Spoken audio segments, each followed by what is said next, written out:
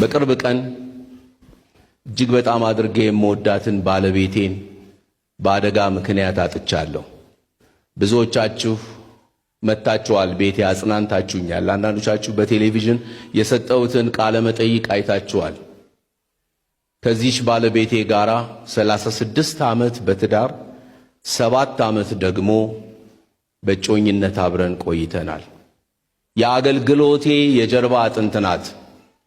ሙሉ ጊዜ ከአገልግሎቴ አጠገብ የምትቆም እህቴ ናት። በዚህ አይነት ሁኔታ ውስጥ እሷን አጣለው ብዬ በፍጹም አላሰብኩም። አደጋው የገጠማት ቀን ጠዋት ቁርሴን አብልታ የመኪና በር ከፍታ በል በኋላ እንገናኛለን ብለን በሰላም ነው የተለያየ ነው። በጣም ነው መወዳት፣ በጣም ነው የምትወደኝ። እቤታችን አጠገብ የሚሰራ የሪል ስቴት ህንጻ አለ። ከዛ ላይ የወረደ እንጨት ሆዷን አግኝቷት በዛ ምክንያት ነው ህይወቷ ያለፈው። ይሄ ይሆናል ብዬ በፍጹም አልጠበቅኩም። በፍጹም ሆነ። ይሄ እንዲሆን ምክንያት የሆኑት ሰዎች የይቅርታ መልእክት የያዙ ሽማግሌዎች ወደ ቤቴ ላኩ። መጀመሪያ አካባቢ በጣም ነው የከበደኝ። እንዴት ብዬ ይቅርታ ለማድረግ እችላለሁ? አደጋው ከተፈጸመ በሳምንቱ ነው የላኩት። እኔ ወገኖቼ አሁን ሐዘን ላይ ነኝ ያለሁት።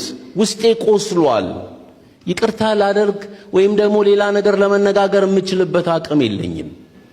እግዚአብሔር ይረዳኛል፣ ሌላ ጊዜ ያደርጋለሁ ብዬ ሸኘኋቸው። እንደገና ከጥቂት ሳምንታት በኋላ ተመልሰው መጡ። ትልቅ ፕሮግራም ተዘጋጀ። ምክንያት ነን ብለው ያሰቡት ሰዎች መጥተው በእኔና በልጆቼ እግር ላይ ወደቁ። ምንድነው ማድረግ ያለብኝ? እኔ እግዚአብሔር አገልጋይ ነኝ። በእኔ የደረሰው ሐዘን ቀላል ሐዘን አይደለም። ይቅርታ ማድረግን መስበክ ቀላል ነው። ይቅርታን ግን ማድረግ የማልችል ከሆነ ጌታ ራሱ እንደሚጠይቀኝ ያውቃለሁ። ስለዚህ ይቅርታ አረኩኝ፣ ይቅርታ አደረኩ። ይቅርታ ማድረጌ ግን መፈታትን ሰጥቶኛል። እግዚአብሔር የተመሰገነ ይሁን።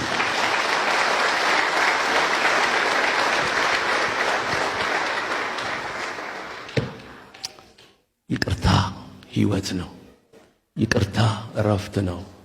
ይቅርታ ሰላም ነው። ይቅርታ ቀጣይ የሕይወት ዘመናችንን የሚያሳምርልን ከእግዚአብሔር የተሰጠን